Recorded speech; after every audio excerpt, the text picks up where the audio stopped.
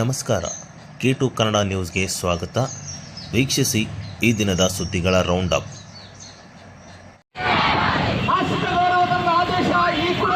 ಕರ್ನಾಟಕ ರಾಜ್ಯ ಸಂಯುಕ್ತ ಆಶಾ ಕಾರ್ಯಕರ್ತರ ಸಂಘದ ನೇತೃತ್ವದಲ್ಲಿ ಬುಧವಾರದಂದು ರಾಯಚೂರಿನ ಹಳೆಯ ಜಿಲ್ಲಾಧಿಕಾರಿ ಕಚೇರಿ ಎದುರು ಪ್ರತಿಭಟನೆ ನಡೆಯಿತು.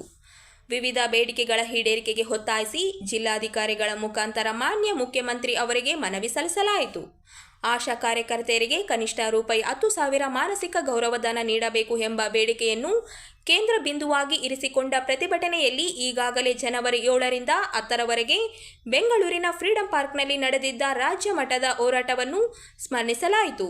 ಸುಮಾರು 40,000 ಆಶಾ ಕಾರ್ಯಕರ್ತೆಯರು ಭಾಗವಹಿಸಿದ ಈ ಹೋರಾಟದ ಪರಿಣಾಮವಾಗಿ ಮುಖ್ಯಮಂತ್ರಿ ನೇತೃತ್ವದಲ್ಲಿ ನಡೆದ ಸಭೆಯಲ್ಲಿ ಕನಿಷ್ಠ ₹10,000 ಮಾನಸಿಕ ಗೌರವಧನವನ್ನು ಏಪ್ರಿಲ್ 2025ರಿಂದ ಅನ್ವಯಗೊಳಿಸುವುದಾಗಿ ಘೋಷಿಸಲಾಗಿತ್ತು. ಆದರೆ 5 ತಿಂಗಳು ಕಳೆದರೂ ಯಾವುದೇ ಸ್ಪಷ್ಟ ಆದೇಶ ನೀಡಲಾಗಿಲ್ಲ ಎಂಬ ಆಕ್ರೋಶ ಪ್ರತಿಭಟನೆಯಲ್ಲಿ ವ್ಯಕ್ತಪಡಿಸಿತು. ಇದರ ಜೊತೆಗೆ ಅಂಗನವಾಡಿ ಮತ್ತು ಬಿಸಿ ಊಟ ಕಾರ್ಯಕರ್ತೆಯರಿಗೆ ನೀಡಿದಂತೆ ಆಶೆಗಳಿಗೂ ₹10,000 ಹೆಚ್ಚಳ ಮಾಡಬೇಕೆಂಬ ಬೇಡಿಕೆ, ನಗರ ಆಶೆಗಳಿಗೆ ದುಬಾರಿ ಬದುಕಿನ ಹಿನ್ನೆಲೆಯಲ್ಲಿ ₹20,000 ಹೆಚ್ಚುವರಿ ಗೌರವಧನ, 60 ವರ್ಷ ಸೇವೆ ಪೂರ್ಣಗೊಳಿಸಿದ ಆಶಾ ಕಾರ್ಯಕರ್ತೆಯರಿಗೆ ನಿವೃತ್ತಿ ಸೌಲಭ್ಯವಾಗಿ ₹5 ಲಕ್ಷ ಇಂಡಿಗಂಟು ನೀಡಬೇಕೆಂಬ ಬೇಡಿಕೆಗಳು ಈ ಸಂದರ್ಭದಲ್ಲಿ ಮುಂದಿಡಲಾಯಿತು. ಹೋರಾಟದ ಸಂದರ್ಭದಲ್ಲಿ ಜಿಲ್ಲಾ ಆಡಳಿತದ ಸಿಬ್ಬಂದಿ ಫ್ರೀಡಂ ಪಾರ್ಕ್ಗೆ ಬಂದು ಮುಖ್ಯಮಂತ್ರಿ ಪರವಾಗಿ ಮನವಿ ಪತ್ರ ಸ್ವೀಕರಿಸಿದರು. ಆದೇಶ ಇನ್ನೂ ನಿರೀಕ್ಷೆಯಲ್ಲಿದೆ ಎಂಬುದು ಪ್ರತಿಭಟನೆಯ ಪ್ರಮುಖ ವಿಚಾರವಾಗಿತ್ತು. ಅಲ್ಲದೆ ಹಲವಾರು ಆಶೆಗಳಿಗೆ ಪ್ರೋತ್ಸಾಹಧನದ ಹಣ 2-3 ತಿಂಗಳಿಂದ ಬಾಕಿ ಇದೆ. 60 ವರ್ಷ ಮೇಲ್ಪಟ್ಟವರನ್ನು ದಿಢೀರನೆ ಸೇವೆಯಿಂದ ವಜಾ ಮಾಡಲಾಗುತ್ತಿದೆ. ಸುಗಮಕಾರರಾಗಿ ಸೇವೆ ನೀಡುತ್ತಿದ್ದ ಆಶೆಗಳನ್ನು ಕೆಲಸದಿಂದ ತೆಗೆದು ಹಾಕಲಾಗಿದೆ ಎಂಬ ಅಸಮಾಧಾನವೂ ವ್ಯಕ್ತವಾಯಿತು. ಅನೇನ್ಸ್ ದಾಖಲೆ ಆಧಾರದ ಮೇಲೆ ಮೌಲ್ಯಮಾಪನ ಮಾಡುವ ಹೆಸರಿನಲ್ಲಿ ಕೆಲ ಆಶೆಗಳಿಗೆ ಕೆಲಸ ಕಳೆದುಕೊಳ್ಳುವ ಭೀತಿಯೂ ಎದುರಾಗುವುದರಿಂದ ಈ ಮಾದರಿಯನ್ನು ವಿರೋಧಿಸುತ್ತೇವೆ ಎಂಬ ಘೋಷಣೆ ಹಾಕಿದರು. ಈ ಸಂದರ್ಭದಲ್ಲಿ ಸಂಘದ ಜಿಲ್ಲಾಧ್ಯಕ್ಷೆ ಈರಮ್ಮ, ಕಾರ್ಯದರ್ಶಿ ರಾಧಾ, ಮುಖಂಡರಾದ ಮಹೇಶ್, ಅಣ್ಣಪ್ಪ, ಮಲ್ಲಮ್ಮ, ಲೇವಿನ, ದೇವಮ್ಮ ಸೇರಿದಂತೆ ಜಿಲ್ಲೆಯ ವಿವಿಧ ಭಾಗಗಳಿಂದ ಆಶಾ ಕಾರ್ಯಕರ್ತೆಯರು ಪಾಲ್ಗೊಂಡಿದ್ದರು.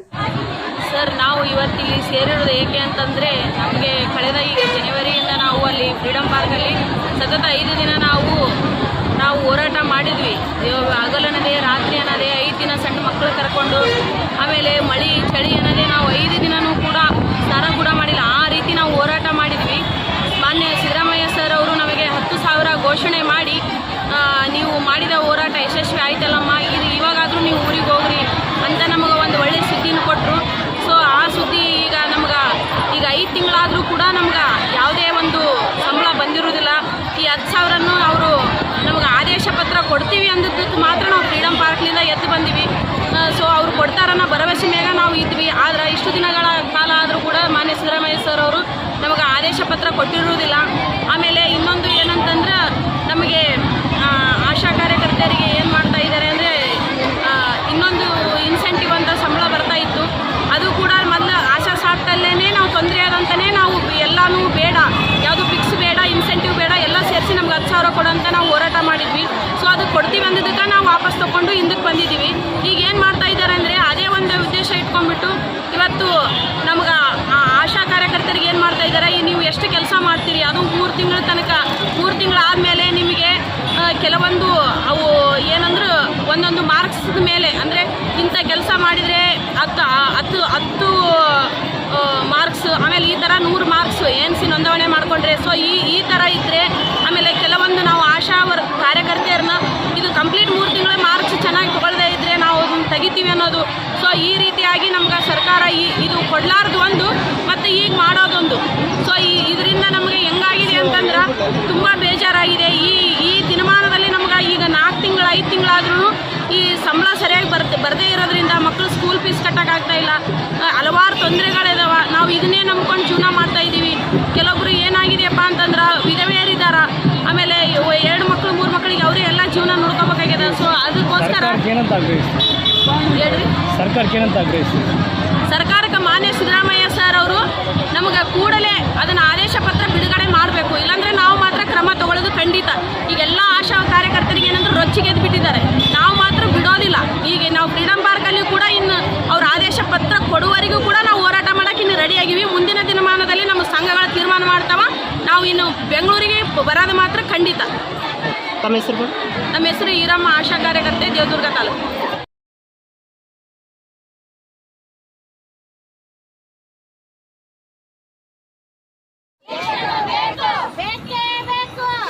ಜಿಲ್ಲೆಯಲ್ಲಿ ಖಾಲಿ ಇರುವ ಶಿಕ್ಷಕರ ಹುದ್ದೆಗಳನ್ನು ತಕ್ಷಣವೇ ಭರ್ತಿ ಮಾಡಬೇಕು.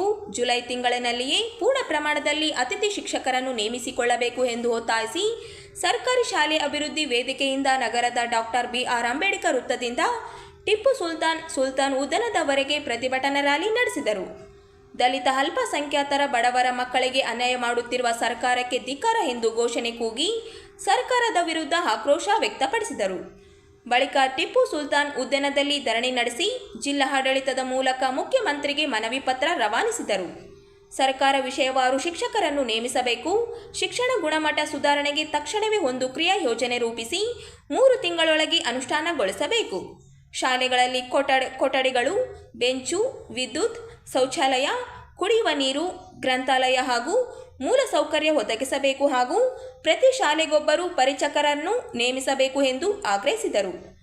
ಡಾಕ್ಟರ್ ಬಾಬಾ ಸಾಹೇಬ್ ಅವರ ಪ್ರಕಾರ ಗುಣಮಟ್ಟ ಶಿಕ್ಷಣ ಮಾತ್ರ ದಲಿತರ ಜೀವನ ಸುಧಾರಣೆ ಮಾಡಬಹುದು. ರಾಜ್ಯ ಸರ್ಕಾರವು ಸರ್ಕಾರಿ ಶಾಲಾ ಮಕ್ಕಳ ಶಿಕ್ಷಣದ ಸುಧಾರಣೆಗೆ ಕನಿಷ್ಠ ಗಮನ ನೀಡದೆ ದೊಡ್ಡ ಪ್ರಮಾಣದಲ್ಲಿ ಖಾಸಗೀಕರಣಕ್ಕೆ ಉತ್ತೇಜಿಸುತ್ತಿದೆ. 80% ಬಡವರಿಗೆ ಅನ್ಯಾಯ ಮಾಡುತ್ತಿದೆ ಎಂದು ದೂರಿದರು.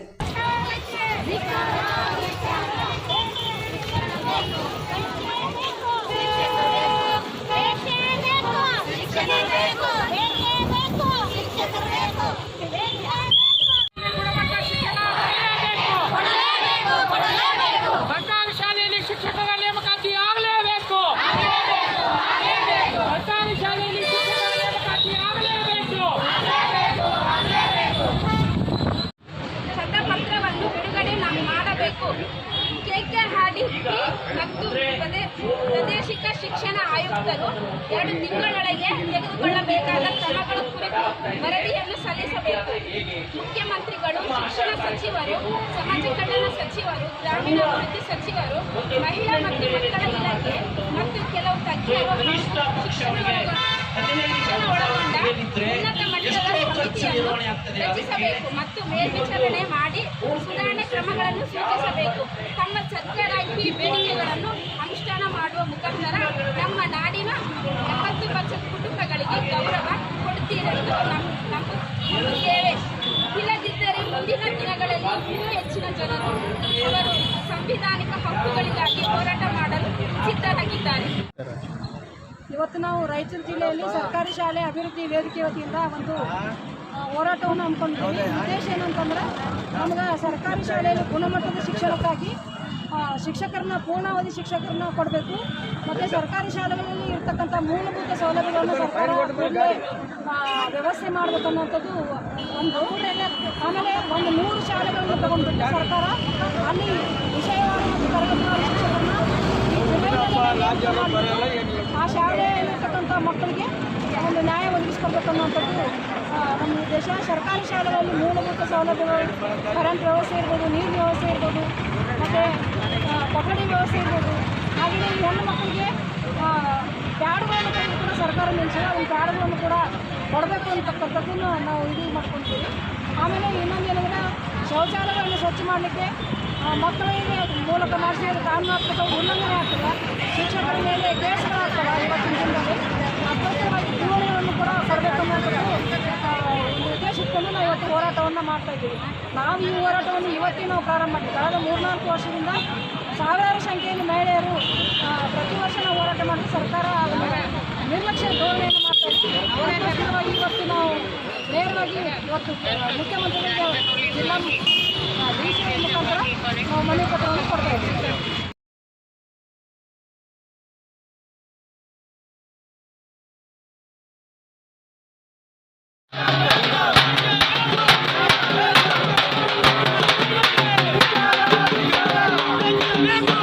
ತಾಲೂಕಿನ ದೇವಸಗೂರು ಶಕ್ತಿನಗರದ 2ನೇ ಕ್ರಾಸ್ನಿಂದ ಶ್ರೀ ಸೂಗ್ರೇಶ್ವರ ದೇವಸ್ಥಾನದವರೆಗೆ ಸಿಸಿ ರಸ್ತೆ CSR KPCಯ YTPS ಅನುದಾನದ ಅಡಿಯಲ್ಲಿ ರೂಪಾಯಿ 4.65 ಕೋಟಿ ವೆಚ್ಚದಲ್ಲಿ ಮಾಡಿರುವ ಸಂಪೂರ್ಣ ಕಾಮಗಾರಿ ಕಳಪೆಯಾಗಿದ್ದು ಲೋಕೋಪಯೋಗಿ ಇಲಾಖೆಯ ಭ್ರಷ್ಟ ಅಭಿಯಂತರರುಗಳ ಮೇಲೆ ಸೂಕ್ತ ಕಾನೂನು ಕ್ರಮ ಜರುಗಿಸಿ ವಜಾಗೊಳಿಸಲು ದಲಿತ ಸಂಘರ್ಷಣ ಸಮಿತಿ ಒತ್ತಾಯಿಸಿದೆ.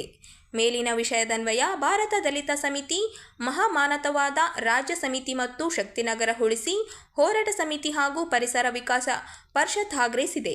ಹಿಂದೆ ಸುಮಾರು ವರ್ಷಗಳಿಂದ ಕೆಪಿಸಿಯವರು ಶ್ರೀ ಸೂಗ್ರೇಶ್ವರ ಜಾತ್ರಾ ಮಹೋತ್ಸವ ಅಂಗವಾಗಿ 1 ಕಿಲೋಮೀಟರ್ ರಸ್ತೆಯನ್ನು ಅಲ್ಪ ಸ್ವಲ್ಪ ಕಾಮಗಾರಿ ಮಾಡಿ ಕೈ ಹೊಳೆದು ಕೊಡುತ್ತಿದ್ದರು.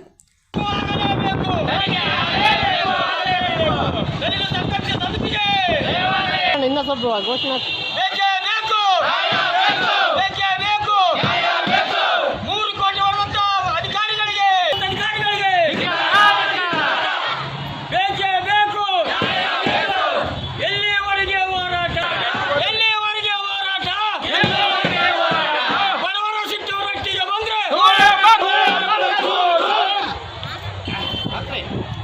ಹಾಕ್ರಣ ಒಂದು ನಿಮಿಷ ಹಾಕ್ರಿ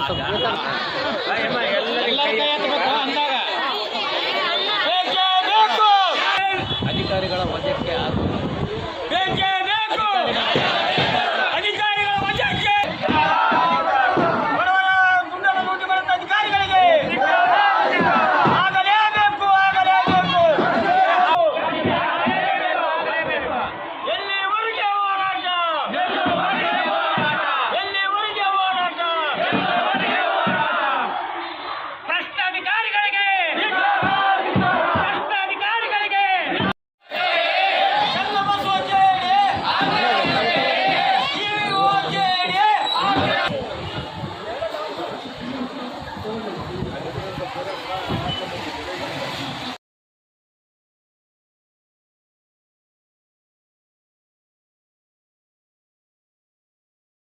ಕನಿಷ್ಠ ವೇತನ ಜಾರಿ 4 ಕಾರ್ಮಿಕರ ವಿರೋಧಿ ರದ್ದತಿಗೆ ಆಗ್ರಹಿಸಿ ಸೇರಿದಂತೆ ವಿವಿಧ ಬೇಡಿಕೆಗಳ ಈಡೇರಿಕೆಗೆ ಆಗ್ರಹಿಸಿ ಜೆಸಿಟಿಯು ಜಂಟಿ ನೇತೃತ್ವದಲ್ಲಿ ಜುಲೈ 9ರಂದು ಕಾರ್ಮಿಕರ ಸಾರ್ವತ್ರಿಕ ಮುಷ್ಕರ ನಡೆಯಲಿದೆ ಎಂದು ಜಿಲ್ಲಾ ಪ್ರಧಾನ ಕಾರ್ಯದರ್ಶಿ ಡಿಎಸ್ ಶರಣಬಸವ ಅವರು ಹೇಳಿದರು.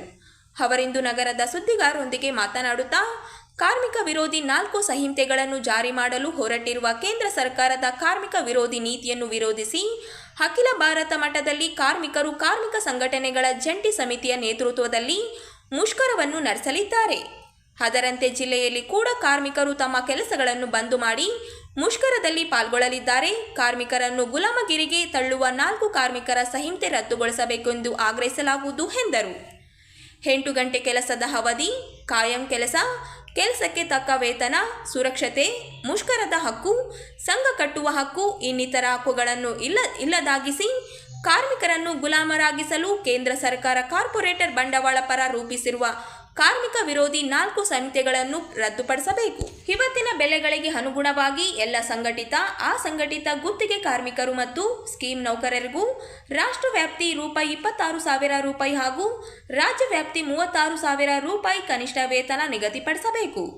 ಗುತ್ತಿಗೆ, ಹೊರ ಗುತ್ತಿಗೆ, ನಿಗದಿತ ಅವಧಿಯ ಉದ್ಯೋಗ, ಅಪ್ರೆಂಟಿಸ್, ಟ್ರೈನಿ ಮುಂತಾದ ಹೆಸರಿನಲ್ಲಿ ಕಾರ್ಮಿಕರ ನೇಮಕ ನಿಲ್ಲಿಸಬೇಕು ಹಾಗೂ ಗುತ್ತಿಗೆ ಮುಂತಾದ ಕಾರ್ಮಿಕರಿಗೆ ಸಮಾನ ಕೆಲಸಕ್ಕೆ ಸಮಾನ ವೇತನ ಜಾರಿ ಮಾಡಬೇಕು ಎಂದು ಆಗ್ರಹಿಸಲಾಗುವುದು ಎಂದರು. ಪ್ರತಿಭಟನೆಗಳನ್ನು ಮತ್ತೆ ಇದನ್ನೆಲ್ಲ ಚಳವಳಿಗಳನ್ನ ಮಾಡಿ ಈಗಲೇ ಒಂದು ರೀತಿಯ ಗಮನ ಸೆಳೆಯಲಾಗಿದೆ. ಒಂದು ಪ್ರಮುಖವಾಗಿ 4 ಕಾರ್ಮಿಕ ಲೇಬರ್ ಕೋಡ್ಗಳನ್ನ ವಾಪಸ್ ಪಡಿಬೇಕು. ಆ ಲೇಬರ್ ಕೋಡ್ಗಳು ಏನಂತ ಹೇಳಿದ್ರೆ ಕಾರ್ಮಿಕರ ಎಲ್ಲ ರೀತಿಯ ಹಕ್ಕುಗಳನ್ನು ಗಮನ ಮಾಡ್ತವೆ ಮತ್ತು ಎಲ್ಲ ರೀತಿಯ ಇದೆ ಏನಂದ್ರೆ ಇವತ್ತು ಅವರು ಫ್ಯಾಕ್ಟರಿಗಳಲ್ಲಿ ಮತ್ತು ಬೇರೆ ಬೇರೆ ತಮ್ಮ ಮನೆಗಳಲ್ಲಿ ಕೆಲಸ ಮಾಡ್ತಕ್ಕಂಥ ಕಾರ್ಮಿಕರಿಗೆ ತಮ್ಮ ಯಾವುದೇ ಬೇಡಿಕೆಗಳನ್ನು ಹೇಳಬಂದು ಒಂದು ವಾತಾವರಣ ನಿರ್ಮಾಣ ಆಗ್ತದೆ. ಏಕೆಂದರೆ ಕೆಲಸ ಮಾಡೋದು ಇಲ್ಲಾಂದರೆ ಹೋಗೋದು ಅಂತಕ್ಕಂಥ ಒಂದು ಹುನ್ನಾರ ಲೇಬರ್ ಕೋಡ್ಗಳಿದೆ.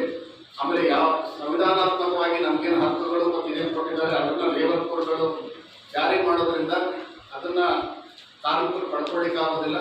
ಮತ್ತು ಯಾವುದೇ ರೀತಿಯ ಈಗ 100ಕ್ಕಿಂತ ಕಡಿಮೆ ಇರ್ತಕ್ಕಂಥ ಕಾರ್ಮಿಕರು ಯಾವಾಗ ಬೇಕಾದವರು ಬೇಕಾದಾಗ ತೆಗಿಬೋದಾದಂಥ ಒಂದು ಇದನ್ನು ಕೂಡ ಅದರಲ್ಲಿ ಅಡಕ ಮಾಡಿದ್ದಾರೆ.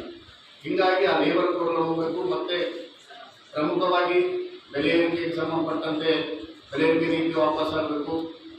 ಮತ್ತು ಇವತ್ತು ನಮ್ಮ ಕರ್ನಾಟಕ ರಾಜ್ಯ ಸರ್ಕಾರ ಕೂಡ ಏನು 8 ತಾಸು ಕೆಲಸದ ಹೆಚ್ಚಳವನ್ನು ಮಾಡಿದೆ ಅದನ್ನು ಕೂಡ ವಾಪಸ್ ಪಡಿಬೇಕು ಅನ್ನೋಂಥ ವಿಚಾರವಾಗಿ ಕೂಡ ನಾವು ಈ ಒಂದು ಮುಷ್ಕರದಲ್ಲಿ ಇದು ಮಾಡ್ತೀವಿ, ಆಗ್ರಹ ಪಡಿಸ್ತಾ ಇದ್ದೀವಿ.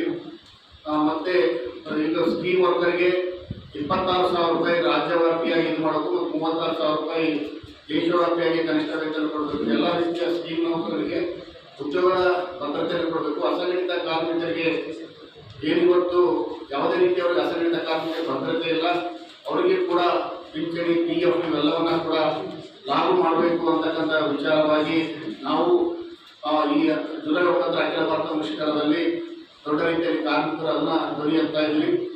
ಮತ್ತು ಇನ್ನೊಂದು ಪ್ರಮುಖವಾಗಿ ಅಂತ ಹೇಳಿದ್ರೆ, ನಾವು ಹಿಂದೆನೂ ಕೂಡ ಲೇಬರ್ ಕೋಡ್ಗಳು ವಾಪಸ್ ಆಗಬೇಕು ಅಂದರೆ ದೊಡ್ಡ ರೀತಿಯಲ್ಲಿ ಹೋದ ವರ್ಷ ಕೂಡ ಕೋವಿಡ್ ಸಂದರ್ಭದಲ್ಲಿ ಮುಷ್ಕರ ಮಾಡಿದ್ರು ಕೂಡ ಸರ್ಕಾರ ಕೇಂದ್ರ ಕಾರ್ಮಿಕ ಸಂಘಟನೆಗಳು ಯಾವುದೇ ರೀತಿಯ ಇದನ್ನ ಪರಿಗಣನೆ ತಗೊಳ್ಳದೆ ಏಕಪಕ್ಷೀಯವಾಗಿ ತೀರ್ಮಾನ ಮಾಡಿ ಜಾರಿ ಮಾಡಿದ್ರು. ನಾವು ಹೇಳಂತ ಹೇಳಿದ್ರೆ ಅಟ್ಲೀಸ್ಟ್ ಒಂದು ನಿಮಗೆಲ್ಲ ತಿಳಿದಿದೆ, ಕಳೆದ ಅನೇಕ ವರ್ಷಗಳಿಂದ ಈ ಜಾಗತೀಕರಣ, ಖಾಸಗೀಕರಣ, ಉದಾರೀಕರಣದ ನಂತರದಿಂದ ನಾವೇನು ಈ ಒಂದು ಜಂಟಿಯಾಗಿ ಕಾರ್ಮಿಕ ಸಂಘಟನೆಗಳು ಹೋರಾಟ ಮಾಡ್ತಾ ಬಂದಿದ್ದೀವಿ.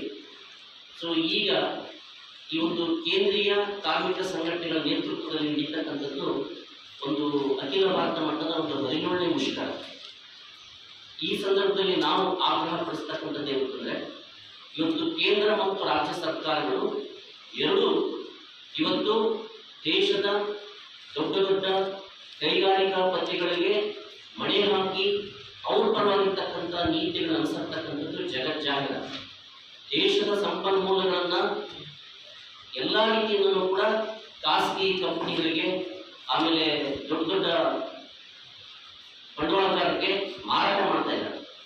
ಸೊ ದೇಶದ ದುಡಿಯೋ ಜನರು ತೆರಿಗೆ ಕಟ್ಟಿ ಸಂಸ್ಥೆಗಳನ್ನು ಬೆಳೆಸ್ತಿರ್ತಕ್ಕಂಥ ಸಾರ್ವಜನಿಕ ಉದ್ಯಮಗಳನ್ನ ಎಲ್ಲವನ್ನು ಕೂಡ ಸಾರಾಸಟ್ಟಾಗಿ ಮಾರಾಟ ಮಾಡ್ತಾ ಇದ್ದಾರೆ. ಅದು ವಿದ್ಯುತ್ ವಲಯ ಇರ್ಬೋದು, ಈಗ ಇತ್ತೀಚೆಗೆ ಇಡೀ ದೇಶದಾದ್ಯಂತ ಚರ್ಚೆ ಆಗ್ತಕ್ಕಂಥದ್ದು ವಿದ್ಯುತ್ ಉತ್ಪಾದನಾ ಘಟಕಗಳನ್ನು ಈಗಾಗಲೇ ಖಾಸಗೀಕರಿಸಿಯಾಗಿದೆ. ಈಗ ಸರಬರಾಜು ಕ್ಷೇತ್ರಕ್ಕೆ ಆಗ್ತಾ ಇದ್ದಾರೆ. ನಮ್ಮ ರಾಜ್ಯದ KPTCL, ಜೆಸ್ಕಾಂ ಅಂತವರು ಕೂಡ ಮುಂದೆ ಕುತ್ತು ಬರುತ್ತೆ. ಈಗ ಮಾನ್ಯ ಸಿದ್ದರಾಮಯ್ಯನವರು ಕೇಂದ್ರ ರಾಜ್ಯ ಸರ್ಕಾರ ಇಲ್ಲ ಖಾಸಗೀಕರಣ ಇಲ್ಲ ಅಂತ ಹೇಳ್ತಾ ಇದ್ದಾರೆ. ಬಟ್ ಆದರೆ ಖಾಸಗೀಕರಣದ ಎಲ್ಲ ವಿನ್ಯಾಸ ಕೂಡ ತಯಾರಾಗಿದೆ.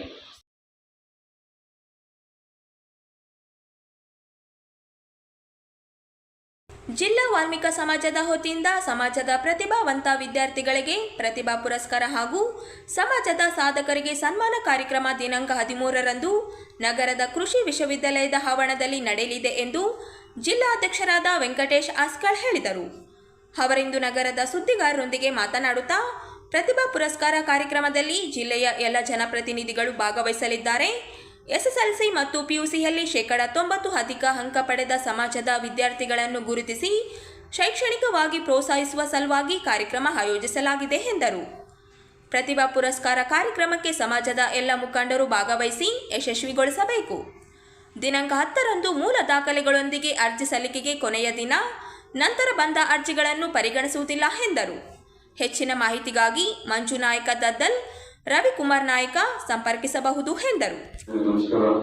ರಾಯಚೂರು ಜಿಲ್ಲೆಯ ವಾಲ್ಮೀಕಿ ನಾಯಕ ಸಮಾಜದ ಬಂಧುಗಳಲ್ಲಿ ವಿನಂತಿಸಿಕೊಳ್ಳುವುದೇನೆಂದರೆ, ಈಗಾಗಲೇ ಪತ್ರಿಕಾಗೋಷ್ಠಿಯಲ್ಲಿ ತಿಳಿಸಿರುವಂತೆ ಜಿಲ್ಲಾ ವಾಲ್ಮೀಕಿ ನಾಯಕ ಸಮಾಜ ರಾಯಚೂರು ವತಿಯಿಂದ ದಿನಾಂಕ 13/7/2025ರಂದು ಕೃಷಿ ವಿಶ್ವವಿದ್ಯಾಲಯ ಸಭಾಂಗಣದಲ್ಲಿ ರಾಯಚೂರಿನಲ್ಲಿ SSLC ಪಾಸಾದಂತಹ ವಿದ್ಯಾರ್ಥಿಗಳಿಗೆ 85% ಅಂಕ ಪಡೆದವರಿಗೆ ಹಾಗೂ PUC 90% ಅಂಕ ಪಡೆದಿರತಕ್ಕಂಥ ವಿದ್ಯಾರ್ಥಿಗಳಿಗೆ, ವಾಲ್ಮೀಕಿ ಸಮಾಜದ ವಿದ್ಯಾರ್ಥಿಗಳಿಗೆ ಪ್ರತಿಭಾ ಪುರಸ್ಕಾರ ಹಾಗೂ ಸಮಾಜದ ಸಾಧಕರಿಗೆ ಸನ್ಮಾನ ಕಾರ್ಯಕ್ರಮ ಹಮ್ಮಿಕೊಂಡಿದ್ದು 2024-2025 ಸಾಲಿನ ತೇರ್ಗಡೆಗೊಂಡ ವಿದ್ಯಾರ್ಥಿಗಳಿಗೆ ದೃಢೀಕೃತ ಜಾತಿ ಮತ್ತು ಅಂಕಪಟ್ಟಿ ಹಾಗೂ ಒಂದು ಭಾವಚಿತ್ರದೊಂದಿಗೆ ಕೊನೆಯ ದಿನಾಂಕ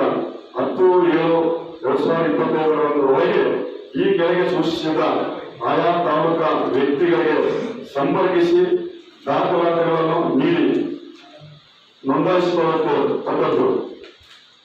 ಮೊದಲಿಗೆ ರಾಯಚೂರು ತಾಲೂಕಿನ ರವಿಕುಮಾರ್ ನಾಯ್ಕ್ ಅಸ್ಕಿಯವರು, ಇವರ ಫೋನ್ ನಂಬರು 935824919. ಇದು ರವಿಕುಮಾರ್ ಅಸ್ಕಾರ್ ಅವರು. ಸರಿ. ಮಂಜುನಾಥ ನಾಯಕ್ ದದ್ದರು, ಇವರು ರಾಯಚೂರು ತಾಲೂಕಿನಲ್ಲೇ ಉಸ್ತುವಾರಿ ಎಲ್ಲ ನೋಡ್ಕೊಂಡಿದ್ದಾರೆ.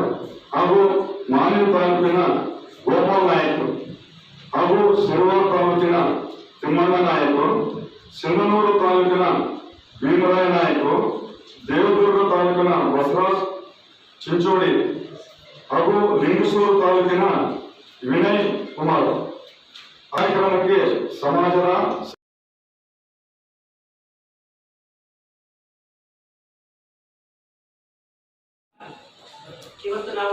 ಜಿಲ್ಲೆಯ ಪತ್ರಕರ್ತರಾದ ಭೀಮರಾವ್ ಅವರ ನಿರ್ದೇಶನ ಹೆಬ್ಬುಲಿ ಕಟ್ ಚಿತ್ರ ದಿನಾಂಕ 4ರಂದು ರಾಜ್ಯಾದ್ಯಂತ ತೆರೆ ಕಾಣಲಿದೆ ಎಂದು ವಕೀಲರಾದ ಶಿವಕುಮಾರ್ ಮ್ಯಾಗಳಮನಿ ಅವರು ಹೇಳಿದರು.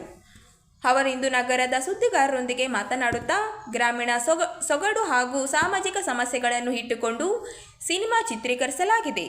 ಈಗಾಗಲೇ ಸಿನಿಮಾ ಟ್ರೈಲರ್ ಭಾರೀ ಸದ್ದು ಮಾಡಿದೆ, ಪ್ರೇಕ್ಷಕರ ಮೆಚ್ಚುಗೆಗೆ ಪಡೆದುಕೊಂಡಿದೆ ಎಂದರು. ಸಮಾಜದಲ್ಲಿ ನಡೆಯುವ ಘಟನೆ ಆಧರಿಸಿ ಮೇಲೆ ಸಿನಿಮಾ ಮೂಡಿಬಂದಿದೆ. ಸಿನಿಮಾದಲ್ಲಿ ಜಾತಿ ತಾರತಮ್ಯ, ಅಸಮಾನತೆ, ಕೋಮುವಾದ, ಸಾಮರಸ್ಯ, ಸಾಮಾನ್ಯ ಕುಟುಂಬದ ವ್ಯಕ್ತಿಯ ಕನಸುಗಳು, ಅದಕ್ಕೆ ಸಮಾಜ ಸ್ಪಂದಿಸುವ ರೀತಿ, ಪ್ರೇಮ ಮತ್ತು ಬಾಂಧವಾತ್ಮಕ ಕಥೆಯನ್ನು ಒಳಗೊಂಡಿದೆ. ಈ ಸಿನಿಮಾದಲ್ಲಿ ಜಿಲ್ಲೆಯ ಹಲವು ಕಲಾವಿದರು, ತಂತ್ರಜ್ಞರು ಹಾಗೂ ಹೊಸ ಪ್ರತಿಭೆಗಳಿಗೆ ಅವಕಾಶ ಕಲ್ಪಿಸಲಾಗಿದೆ.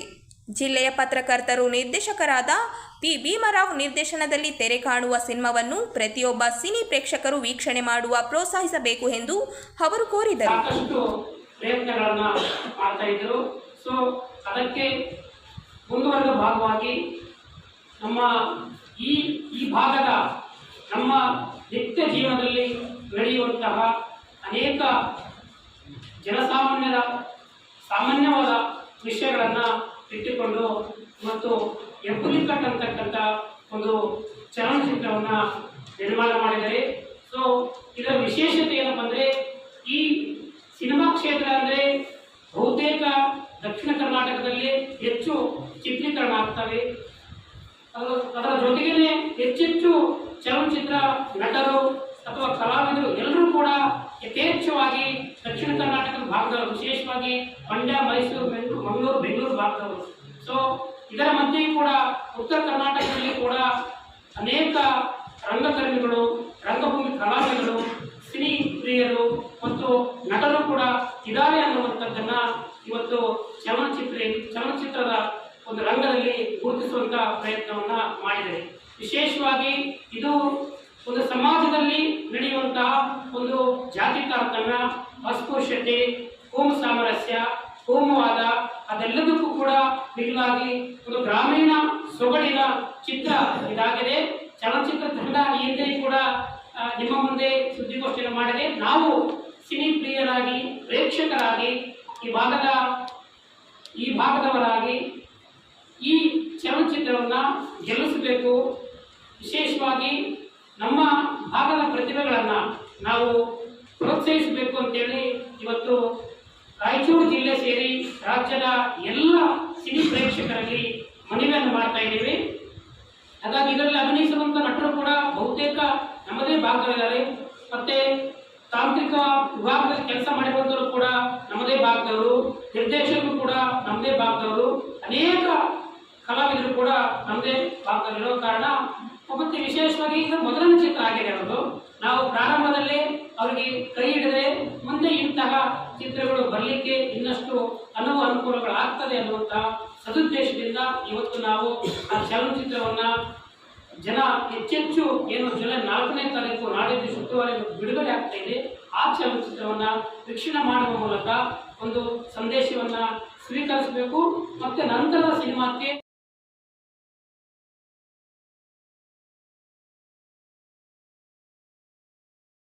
ರಾಯಚೂರು ಮಹಾನಗರ ಪಾಲಿಕೆ ವ್ಯಾಪ್ತಿಯ ವಾರ್ಡ್ ಸಂಖ್ಯೆ 4ರಲ್ಲಿ ವಿಧಾನ ಪರಿಷತ್ ಸದಸ್ಯರಾದ ಎ ವಸಂತಕುಮಾರ್ ಅವರ ಸ್ಥಳೀಯ ಪ್ರದೇಶ ಅಭಿವೃದ್ಧಿ ಎಂಎಲ್ಎಡಿಪಿ ಅನುದಾನದಲ್ಲಿ ರೂಪಾಯಿ 5 ಲಕ್ಷ ಹಾಗೂ ಕೆಕೆಆರ್ಡಿಬಿ ವತಿಯಿಂದ ರೂಪಾಯಿ 25 ಲಕ್ಷಗಳ ಅಂದಾಜು ವೆಚ್ಚದಲ್ಲಿ ಹೈಟೆಕ್ ಅಡುಗೆ ಕೋಣೆ, ಹೊಸ ಅಂಗನವಾಡಿ ಕಟ್ಟಡ ಹಾಗೂ ಸಿಸಿ ರಸ್ತೆಗಳ ನಿರ್ಮಾಣ ಕಾಮಗಾರಿಗಳಿಗೆ ಮಂಗಳವಾರದಂದು ಶಿಲಾನ್ಯಾಸ ಕಾರ್ಯಕ್ರಮ ವಿಜೃಂಭಣೆಯಿಂದ ಜರುಗಿಸಿದರು.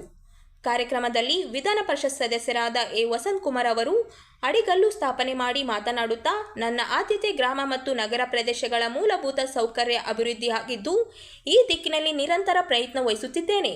ಶಾಲಾ ಮಕ್ಕಳಿಗೆ ಶುದ್ಧತೆಯಿಂದ ಕೂಡಿದ ಪೋಷಕಾಹಾರ ಒದಗಿಸುವುದು ನಮ್ಮ ಎಲ್ಲರ ಜವಾಬ್ದಾರಿಯಾಗಿದೆ. ಅಂಗನವಾಡಿ ಕೇಂದ್ರಗಳು ಮಕ್ಕಳ ವಿದ್ಯಾಭ್ಯಾಸ ಮತ್ತು ಆರೋಗ್ಯ ಅಭಿವೃದ್ಧಿಗೆ ಬಹುಮುಖ್ಯ ಕೇಂದ್ರಗಳಾಗಿವೆ. ಉತ್ತಮ ಭವಿಷ್ಯದ ಕಟ್ಟಡಕ್ಕೆ ನೂರಾರು ಮಕ್ಕಳು ಆಶ್ರಿತರಾಗಿರುವ ಈ ವ್ಯವಸ್ಥೆಗೆ ಉತ್ತಮ ಸೌಕರ್ಯಗಳ ನಿರ್ಮಾಣ ಅವಶ್ಯಕವಾಗಿದೆ. ರಸ್ತೆಗಳು ನಾಗರಿಕರ ದಿನನಿತ್ಯದ ಜೀವನಕ್ಕೆ ನೇರವಾಗಿ ಸಂಬಂಧಿಸಿದ ಕ್ಷೇತ್ರವಾಗಿವೆ ಎಂದು ಹೇಳಿದರು. ಈ ಶಿಲಾನ್ಯಾಸ ಕಾರ್ಯಕ್ರಮದಲ್ಲಿ ಸ್ಥಳೀಯ ಮುಖಂಡರು, ಪಕ್ಷದ ಪದಾಧಿಕಾರಿಗಳು, ಮಹಿಳೆಯರು ಮತ್ತು ನಾಗರಿಕರು ಹೆಚ್ಚಿನ ಸಂಖ್ಯೆಯಲ್ಲಿ ಭಾಗವಹಿಸಿ ಕಾರ್ಯಕ್ರಮಕ್ಕೆ ವೈಭವ ತಂದುಕೊಟ್ಟರು. ವಾರ್ಡ್ ನಿವಾಸಿಗಳು ಹಾಗೂ ಸ್ಥಳೀಯವರು ಶಾಸಕರ ಈ ಅಭಿವೃದ್ಧಿ ಯೋಜನೆಗಳ ಪ್ರತಿಯೊಬ್ಬರೂ ಪ್ರಶಂಸಿಸಿದರು.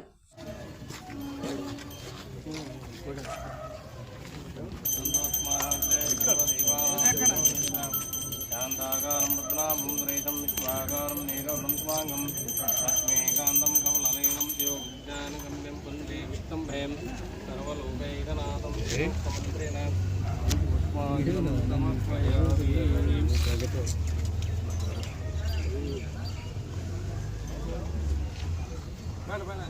ಇಲ್ಲ ಅಷ್ಟೇ ಸುಮ್ಮನೆ ಕೈ ಹಿಡಿದು ಸರ್ ಕೈ ಹೊಡಿಲಿ ಸರ್ ರಾಜಾ ಅಣ್ಣ ಸರ್ ಒಳಗೆ ಹೋಗ್ರಿ ಅಣ್ಣ ಇಲ್ಲಿ ನೋಡಿ ಸರ್ ಈ ಕಡೆ ನೋಡಿ ಸರ್ ಇಷ್ಟಪಣ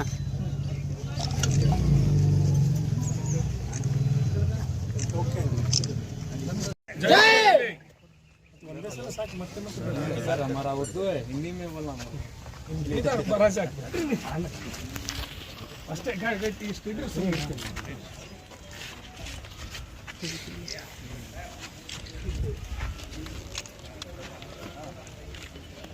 ओके ओके अप्पा हेलो हां इधर तो अबे लगे सॉरी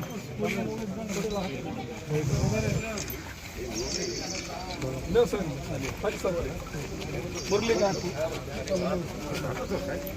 सुना सॉरी ಮಾಡಲೇ ಮಾಡಿ ಇವತ್ತು ಕಲ್ಯಾಣ ಕರ್ನಾಟಕ ಅಭಿವೃದ್ಧಿ ಮಂಡಳಿ ವತಿಯಿಂದ ವಾರ್ಡ್ ನಂಬರ್ 4 ಇಂದಿರಾನಗರದ ಭಾಗದಲ್ಲಿ ಮೂಲಭೂತ ಸೌಕರ್ಯಗಳನ್ನು ಒದಗಿಸುವ ಹಿನ್ನೆಲೆಯಲ್ಲಿ